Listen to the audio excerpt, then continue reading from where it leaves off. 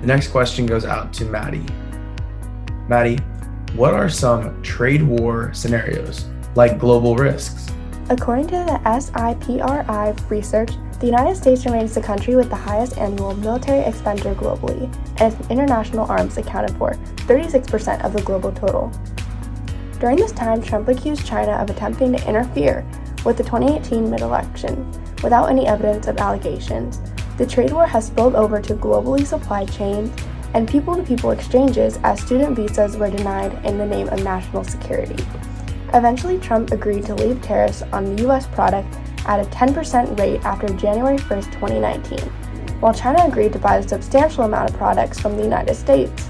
The White House also said that China has decided to start purchasing substantial U.S. agriculture, energy, industrial, and other products from the U.S. to reduce the trade imbalance. Both countries agreed to try and reach an agreement on several trade issues within the next 90 days. Through the trade talks, the United States pushed for a broad commitment focusing on China's economic practices. Going off of your last question, Maddie, what are the 4 scenarios of how conflict can be resolved? Which is the current situation? The scenario this article talks about is return to cooperation, which the United States and China agree. Both agree to phase out additional tariffs, renounce trade threats, and establish working groups to diffuse other potential friction areas in industrial, intellectual property rights, social and political issues, and military matters. The second one is muddling through, in which tariff economic impacts would be limited to 0.4% of Chinese GDP and 0.8% of the US GDP, respectively. The United States and China would develop a path to a trade agreement during this truce. Next is America First, which means neither would agree to phase out additional tariffs, both would renew trade threats, talks would linger, fail, or result in new frictions. In this scenario, neither true nor diplomacy would prevail. As a result, global prospects would dampen as world GDP growth in 2019 and later years would sink. Last is the global trade war, where all bets are off. The United States and China fail to agree on trade compromise, additional tariffs are enacted. New trade threats are declared. The White House escalates against Chinese industries, intellectual property rights, social and political issues, and military modernization. The current issue is somewhere between the muddling through and America First scenarios. There is still space for compromise and recovery. There is also room for more conflict and further deterioration. The current global growth and trade levels have become more typical of historical periods and severe recessions and widespread conflicts. Great response, Maddie. Now, Lakpa, who benefits more from the U.S.-China trade war? The ongoing trade war between the United States and the People's Republic of China seems to not be benefiting the former while indirectly leading to a windfall for the Republic of China or Taiwan.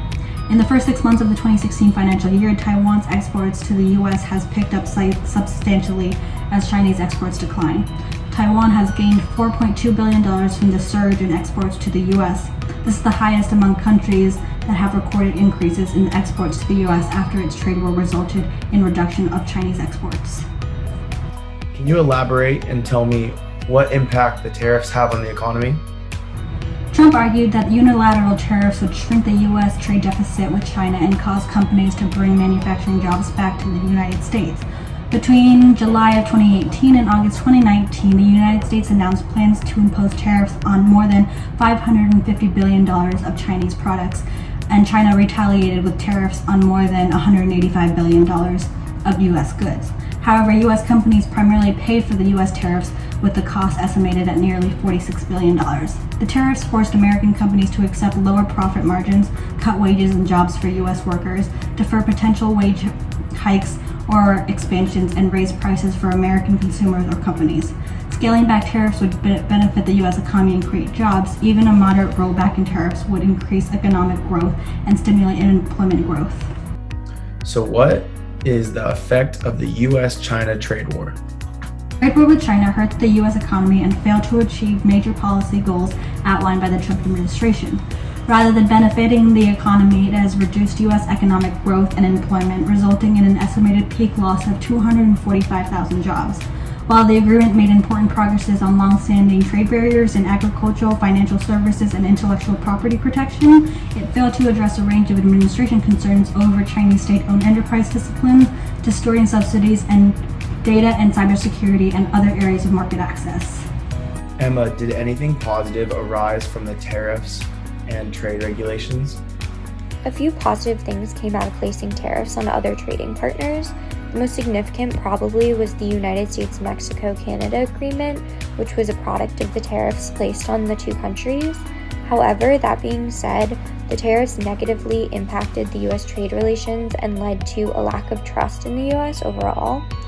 On the global scale, the trade war between the two leading importers and exporters derailed the current upswing of the global economy and negatively impacted the global GDP.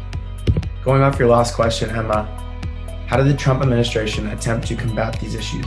To offset some of the issues the industry was facing, the Trump administration used the Executive Order Buy American 3, which decreed the greater use of U.S. steel across all industries.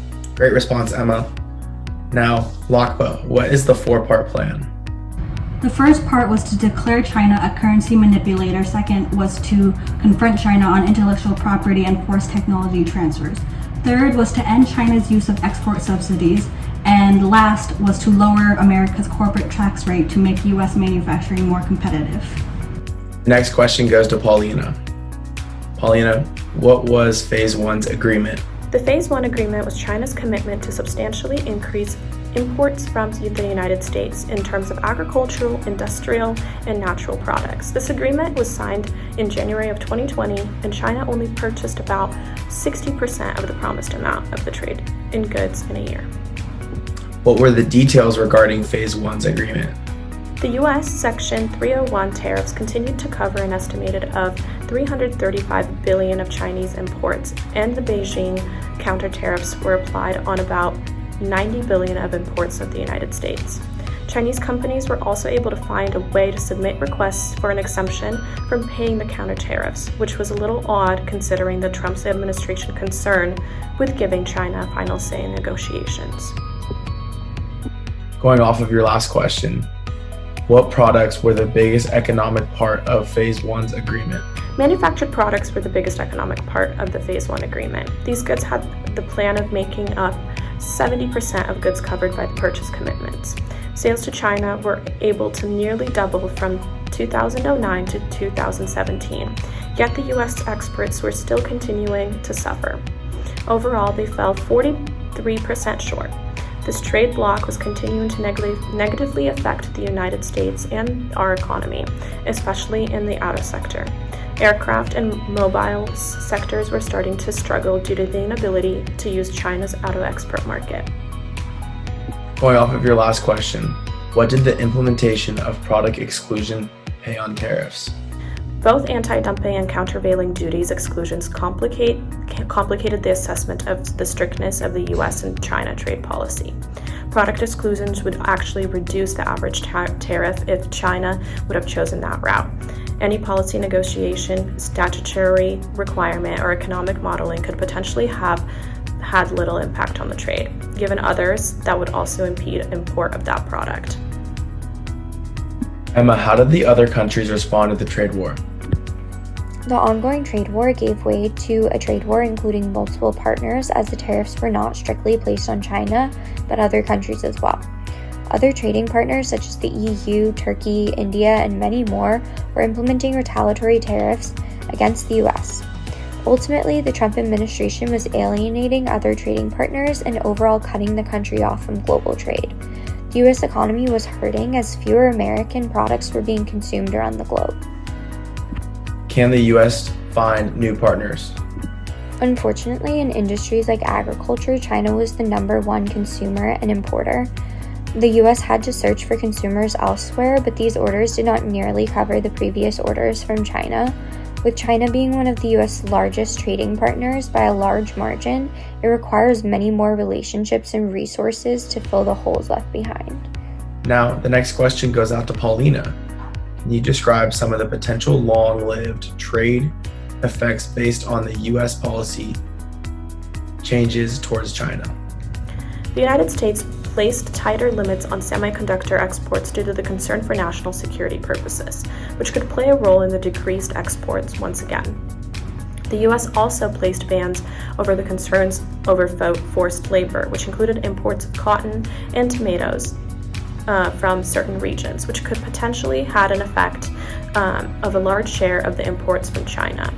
It seems like these past couple of years, the change in trade policies also influenced a foreign portfolio investment, foreign direct investment, and even the movement of people. Continuing off your last question, Paulina, would you be able to summarize the future implications of this trade battle between the two countries? Due to the fast pace and constant changes to the policies between the US and China, no expert is able to pinpoint the applications of such trade affairs. It is crucial to point out the importance of clear communication between the two countries in order to achieve some sort of stability. I do not believe that this is the end of this back and forth battle. Thank you for that summary, Paulina. Now, Paulina, how did the previously imposed tariffs against China play a part during the COVID-19 pandemic? Once COVID-19 arrived in the United States, Trump's Section 301 tariffs turned out to apply to the imports of protective equipment and other medical gear, which put the United States at a vulnerable state during the pandemic. There were shortages all around, and once this information was released to the public, people demanded an immediate exclusion from the Section 301 tariffs about protective gear, which was later agreed to due to the public pressure. Emma, what is your opinion on the trade war? It became obvious over time that these tariffs and trade regulations were more about the egos of national leaders and a need to assert U.S. dominance rather than an effort to help the American people. If there was a positive impact, this may be possible to overlook. However, the negative impact of these tariffs demonstrates how much of an egotistical failure the attempts were. And our last question today goes out to Lockbow. Are we headed towards another Cold War? After these last 4 turbulent years, it's not a surprise why people would think so. There's no other country in the world that poses a genuine threat to the U.S. That China does. However, there are 4 main reasons why it's not likely we are headed towards a second Cold War. The First Cold War emerged in the absence of an existing world order following the wreckage of World War II. Unlike today, there were no well-established multilateral institutions. The second reason is that the interdependence that exists between the U.S. and China in 2020 is vastly different from the interdependence that existed between U.S. And the USSR in the middle of the 20th century. For the U.S. and the USSR, the only real common interest they had was avoiding mutual assured destruction via nuclear warfare. The third reason is that China's military is nowhere near to that of the U.S., and it doesn't look to be challenging the U.S. for global military supremacy anytime soon.